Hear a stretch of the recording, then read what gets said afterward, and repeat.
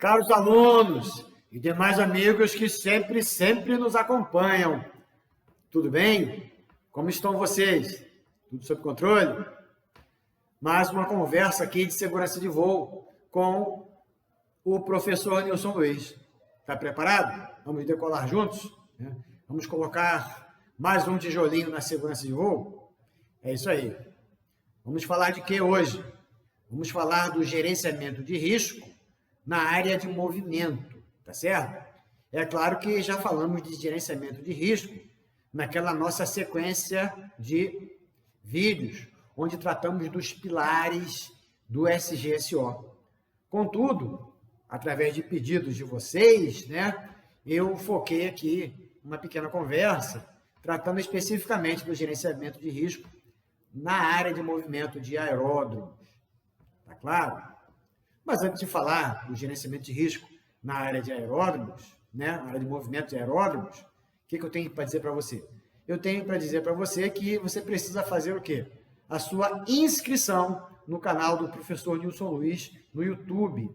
Deixe seu like, deixe seu joinha lá, que a plataforma entende que é melhor impulsionar esse canal. Ela entende que cada vez mais precisa impulsionar mais o canal. Então, eu dependo que você se inscreva, deixe seu like e até que você interaja lá com os comentários, Apesar de que o meu trabalho é propulsionado, Ele é fomentado pelas sugestões que vocês me apresentam, Eu tenho cá aqui um roteiro do que eu pretendo fazer. Entretanto, esse roteiro vai se modificando na medida que vocês enviam para mim demandas, sugestões, críticas. Enfim, esse trabalho é feito para vocês, tá certo? Então, deixe seu like, faça sua inscrição no canal do professor Nilson Luiz no YouTube, tá certo? Então, o gerenciamento de risco na área de movimento.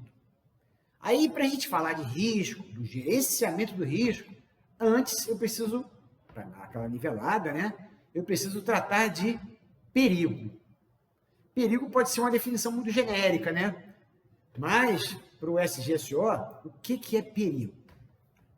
Perigo é uma condição, objeto ou atividade que potencialmente pode causar o quê? Lesões a pessoas, danos a bens, perda de material ou pessoal ou redução da habilidade de desempenhar uma determinada função, tá certo? Então, isso é perigo. Vamos colocar aqui um exemplo de perigo dentro da área de movimento, tá certo? Uma viatura se deslocando no pátio. Uma viatura se deslocando no pátio é perigo. Isso é um perigo. Mas isso necessariamente aponta para a gente que vai ter um problema? Vamos falar mais disso, Então, de cara, uma viatura no pátio é um perigo? Sim, é um perigo. Tá certo? Agora, além da definição de perigo, a gente tem que falar da definição de quê? De risco. Risco é uma avaliação, tá? Quando se fala risco, sempre lembra da palavra avaliação. Risco é a avaliação das consequências de um perigo, expressas em termos de quê? De dois fatores importantes. A probabilidade e a severidade do problema que está para acontecer, que pode acontecer. Tomando como referência o quê? A gente que trabalha com segurança de voo sempre tem como referência a pior condição possível. Então, você tem perigo, você tem risco, e entre o perigo e o risco, você tem o quê? Você tem a consequência do perigo. É claro? Então, lembrando do nosso exemplo do perigo lá, da viatura se deslocando no pátio, então, a viatura se deslocando no pátio é um exemplo de perigo, beleza? Qual seria a consequência desse perigo? Ocorrer uma colisão entre uma aeronave e essa viatura, ou ainda entre essa viatura e outras viaturas, Isso seria consequências desse perigo. Perigo, viatura deslocando no pátio, Consequência do perigo, possibilidade de colisões dessa viatura, seja com aeronaves, seja com EAS, com fontes externas de força, ou outras viaturas, né, com qualquer outro objeto que esteja no pátio. Escadas, por exemplo, né? Então, tudo isso seriam consequências do perigo. E o risco? O risco exatamente é a avaliação da consequência desse perigo. A consequência é o quê? Poder ter a colisão, né? E o risco? É a avaliação da possibilidade de colisão, né? Então, o risco vai ser a avaliação das consequências possíveis de colisão no pátio. E essa avaliação é feita como? É feita através da probabilidade e da severidade de acontecer, no nosso exemplo, essa colisão, uma possível colisão com essa viatura, né?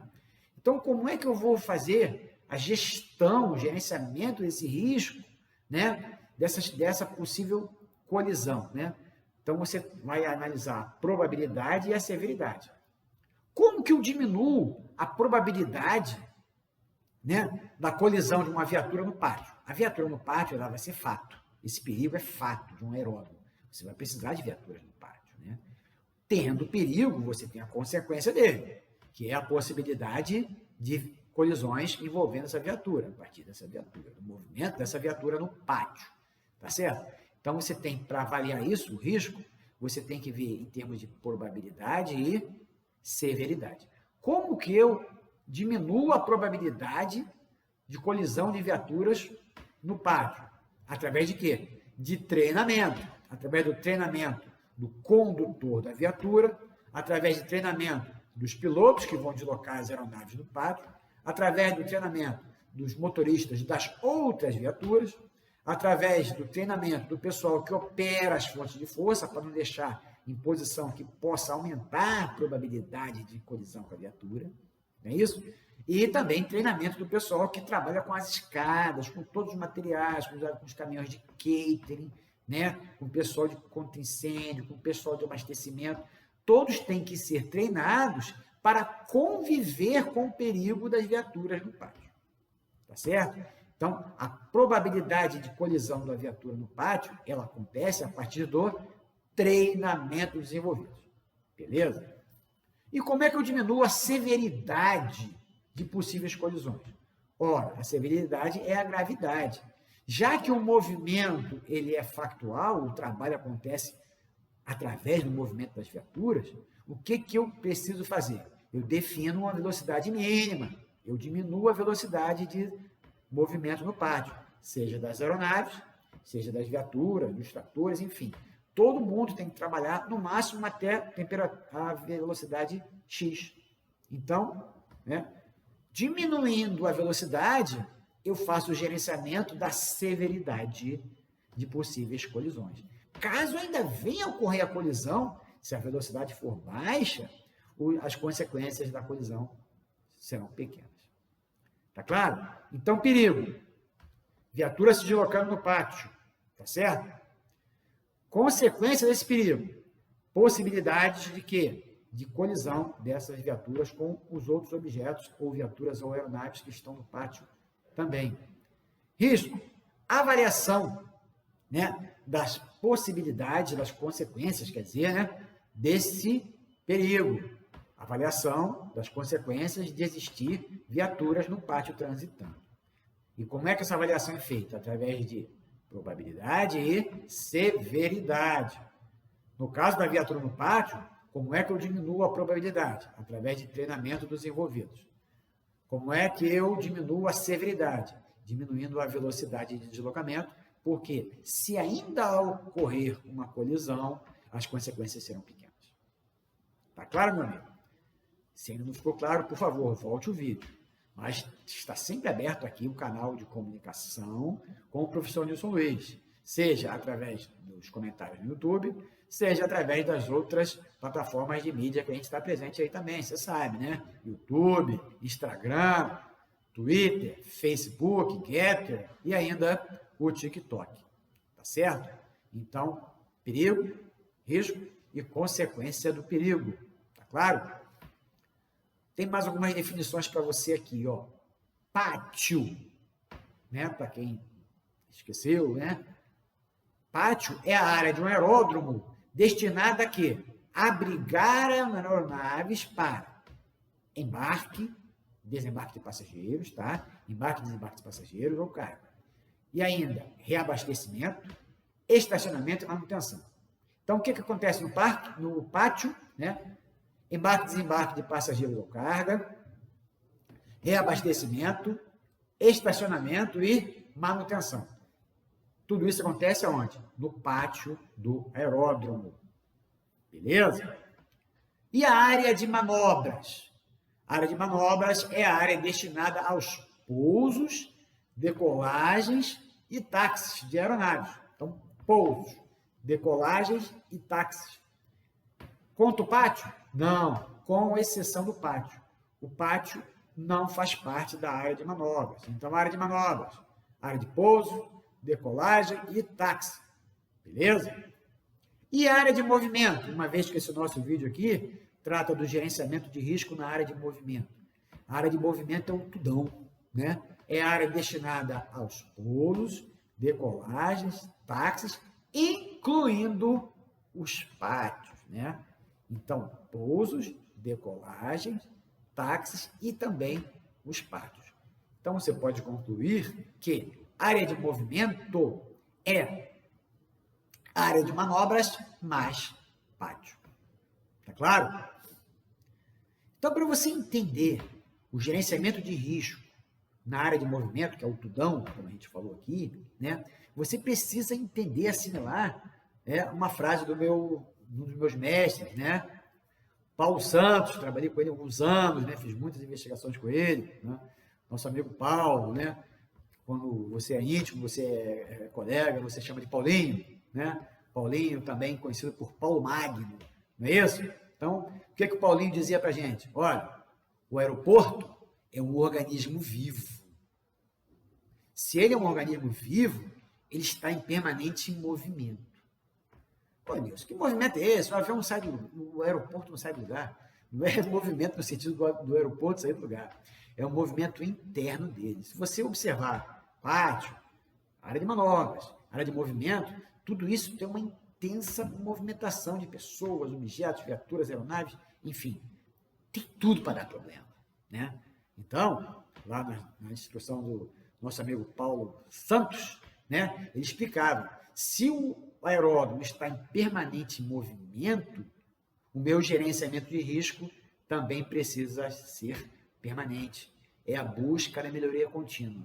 Porque o que é risco hoje pode não ser risco amanhã. O que não era risco voltou a ser. Enfim, em função de quê? Das condições ambientais, do tipo de empresa, das razões das empresas que estão operando ali, né? São pessoas de diferentes culturas e diferentes doutrinas. É claro que as doutrinas precisam ter algumas interseções, né? Você vai falar com alguém de bagagem e carga, essa pessoa tem um tipo de doutrina, é diferente de um piloto, é diferente do mecânico de avião. Mas, mesmo tendo doutrinas diferentes, essas diferentes doutrinas precisam ter o quê? Interseções. Porque onde está a interseção? Está na cultura de segurança. Então, independente das doutrinas serem diferentes, a cultura de segurança tem que ser comum. Tá claro? Então, o aeroporto é um organismo vivo, dessa forma ele está em permanente movimento, e assim o gerenciamento de risco tem que buscar a melhoria contínua. E como é que funciona, né, essa busca eterna pela melhoria contínua? Ela tem uns estágios, né? O gerenciamento de risco, ele é composto de quê? Ele é composto da identificação de perigos, vamos lembrar lá do nosso exemplo, né? Da análise dos riscos oferecidos por cada um desses perigos. Depois que você identifica, analisa, você parte para mitigar as consequências do risco. E com isso, você tem condição de concluir quais serão as ações permanentes de prevenção, ou seja, a cereja do bolo, a melhoria contínua. Então, identificação de perigos, análise de riscos, mitigação dos riscos e ações permanentes de prevenção, ou seja, a melhoria contínua. Tá claro, meu amigo? Tranquilo? A gestão de risco na área de movimento em aeródromos brasileiros é regulamentada pela Agência Nacional de Aviação Civil. Tá claro? Vou falar com você um pouquinho mais sobre risco. Eu vou entrar, né? Claro que um curso de SO, ele tem 40 horas, para vocês terem ideia, né? Isso aqui é um bate-papo rápido, pode nem considerar um curso. Isso aqui é uma conversa nossa de segurança de voo, tratando de gerenciamento de risco na área de movimento. Mas eu vou falar um pouquinho mais, né, sobre a classificação dos riscos, sobretudo quanto à percepção. A percepção faz você lembrar de quê? Faz você lembrar de consciência situacional. Ih, Nilson, você esqueceu o que é isso. Volte lá no vídeo. Consciência situacional. Nós temos 3 estágios de consciência situacional. Não vou adiantar agora, para você ter o trabalho mesmo de ir lá no vídeo e assistir. É um pequeno vídeo, né, onde eu falo com você das condições dos níveis de... Eu estou falando até demais. Dos níveis de consciência situacional que a gente precisa manter. Tá claro? Então, qual é a classificação dos riscos quanto a essa percepção? Tá? O risco pode ser implícito ou explícito, já que nós estamos tratando de quê? De perceber. Né? Se for um risco implícito, tem a ver quando alguns integrantes da equipe podem não ter conhecimento dele, podendo aumentar a probabilidade de ocorrência. Então, é um risco que existe lá, mas alguns colaboradores podem não ter o quê? A percepção. Não é isso? Pode não ter a percepção. É um risco que está lá, mas alguns, ou até muitos, não o percebem. Tá claro? E o risco também pode ser explícito, ou seja, pode tratar-se de uma condição latente, né? Condição latente, um número maior de integrantes de equipe pode ter a possibilidade de perceber, de ser conhecedor da sua existência. Então, um risco explícito não quer dizer que as pessoas saibam, quer dizer que as pessoas têm mais possibilidades de perceber. Né? É claro que isso vai ter a ver com o quê? Com o grau de consciência situacional de cada um, com o grau de atenção de cada um. Tá certo?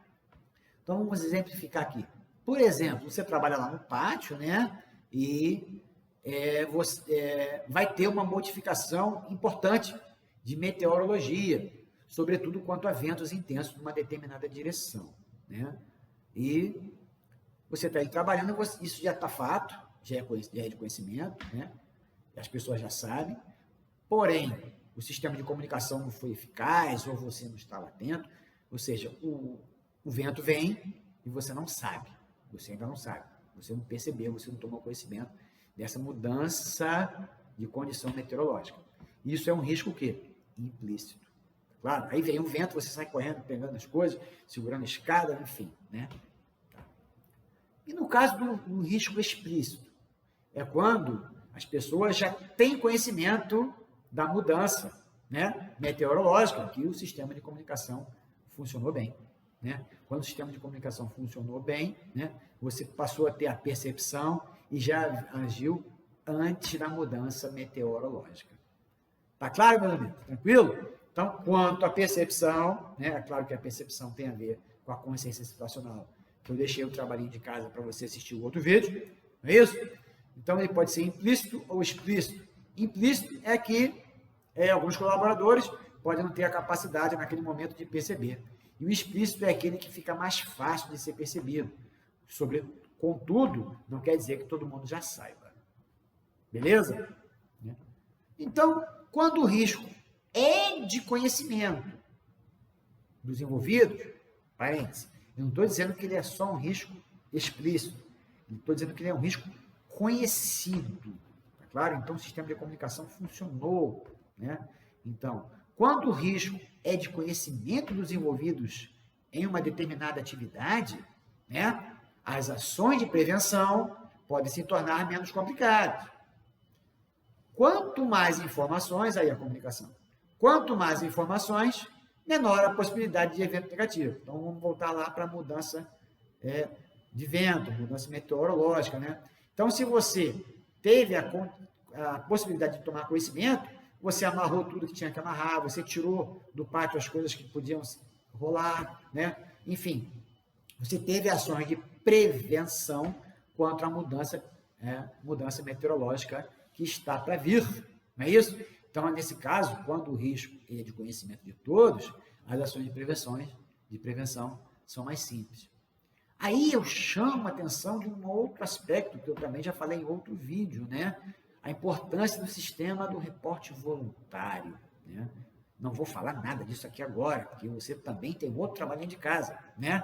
Ir lá no canal do professor João Luiz no YouTube e abrir o vídeo Cultura do Reporte, tá certo? Para você fazer a revisão desse conteúdo. Então, a importância do sistema de reporte voluntário, né? Gera o quê? Gera uma fluidez melhor das informações. Não vou entrar em detalhes, tem muito para falar do sistema da cultura do reporte, mas por hora peço até que você vá lá no vídeo e assista, tá claro? Para complementar o que a gente falou aqui. Beleza? É possível que haja situações onde a análise de risco pode parecer hipotética, tratando de horizontes distantes, né? Como, por exemplo, fenômenos naturais, economia global, cenário político a longo prazo e etc. Entretanto, o que eu tenho para dizer para você? Quanto maior a empresa, maior e mais completa pode ser a atividade de levantamento de riscos envolvidos. Quem trabalha com segurança de voo, né, o nome que você queira dar, safety, gerenciamento de risco, segurança operacional, quem trabalha com segurança na atividade aérea, né, precisa de quê? Precisa de informação, não é isso? E precisa de quê? Levar em conta a pior possibilidade, o pior cenário. Isso não é teoria da conspiração, né? Isso é trabalhar de forma exigente consigo próprio, afastando cada vez mais, né, a possibilidade de um acidente. Volto a dizer para você que a literatura especializada, né, ela afirma que vai acontecer o acidente, não é isso? O que nós temos que fazer é trabalhar para que esse acidente não aconteça conosco. O vizinho faz a mesma coisa, o outro vizinho faz a mesma coisa, e o acidente vai se afastando, né? Aí eu convido você a assistir um outro vídeo, Fatores Contribuintes a Ocorrências Aeronáuticas, lá no canal do professor João Luiz no YouTube. Se você não assistiu algum desses vídeos que eu estou citando aqui, você está tendo conhecimento salteado, né? Faça o quê? Agregue as informações de um vídeo com o outro, porque tudo isso aqui busca o quê? Busca uma melhoria contínua. Tá claro, meu amigo? Beleza? O risco nas atividades executadas na área de movimento, ele é factual. Para evitar prejuízos financeiros, deve-se elaborar um levantamento das ações a realizar. Com o quê? Principalmente com seus custos decorrentes. Esse levantamento pode identificar necessidades de investimentos exagerados para a organização. E a mudança de planejamento antes do início das ações se torna uma alternativa viável. Então, esse planejamento recebe o nome de planejamento de contingência. Você primeiro imagina, documenta o que você pretende fazer, o que é clássico naquelas condições de fazer, e aí você avalia o gasto. Talvez você possa dar uma enxugada, modificar um ângulo de visão, uma atuação pode ter uma abordagem diferente, né? Então, você não planeja e coloca logo em ação. Planeja e estuda um pouco esse planejamento, né? Gerando um planejamento secundário, um planejamento de contingência. Tá claro, meu amigo? Tudo bem? O planejamento de contingência busca a mitigação dos riscos através de quê? Da identificação e registro de soluções alternativas. Então, você identifica tudo, você imagina que vai ter soluções, e a partir das soluções você avalia financeiramente, e aí você pode ter o quê? Soluções alternativas. Planejamento, né? Soluções, proposta de soluções e soluções alternativas. Tá claro? Nos casos onde é inviável o combate completo do risco, né? Não tem como você eliminar o risco, uma viatura no pátio, você não tem como eliminar, a viatura precisa trabalhar ali, né? Então, você tem que fazer o quê? Você imagina o quê? A mitigação máxima possível. Exemplos, né? Quando você tem riscos de alta probabilidade, né? A viatura vai estar andando o tempo todo lá, né?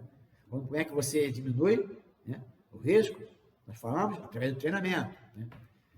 Então, com risco de alta probabilidade. E risco de baixa probabilidade e de alta severidade. Então, o risco de baixa probabilidade, por exemplo, você ter um problema como aconteceu no aeroporto de Tenerife. Se você não conhece, né, busca lá no YouTube, tem, né? Qualquer dia eu vou fazer um vídeo sobre o acidente de Tenerife, né? Onde você teve um choque de 2747, né? Um estava na corrida de decolagem e o outro estava cruzando a pista, né? Então, lá teve vários problemas, sobretudo problemas de comunicação. Então, o risco de acontecer uma ocorrência dessa é baixo. Porém, a severidade é altíssima. Até hoje, me parece que é o tipo de acidente que gerou mais lesões fatais na aviação, né? Então, quando você tem alta probabilidade ou baixa probabilidade com alta severidade, você não vai ter como atacar o risco por completo, é inviável. Então, você ataca o quê? Na mitigação máxima possível. Tá claro, né?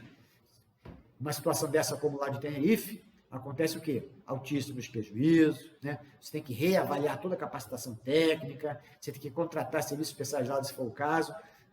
Vai ficar muito mais caro remediar do que prevenir. Tá certo, meu aluno? Tranquilo? Entendeu aí o gerenciamento de risco na área de movimento? Já fez sua inscrição no canal do professor Nilson Luiz no YouTube?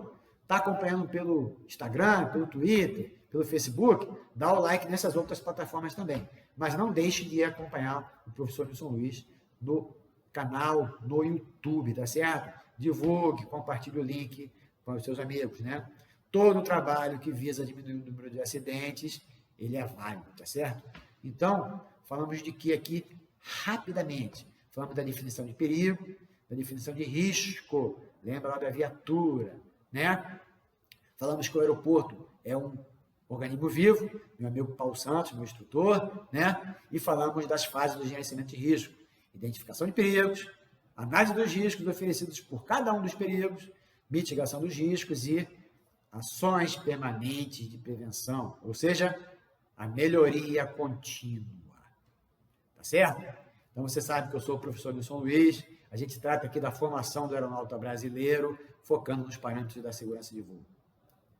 Bons estudos, fiquem com Deus, continuem contando comigo. Até logo!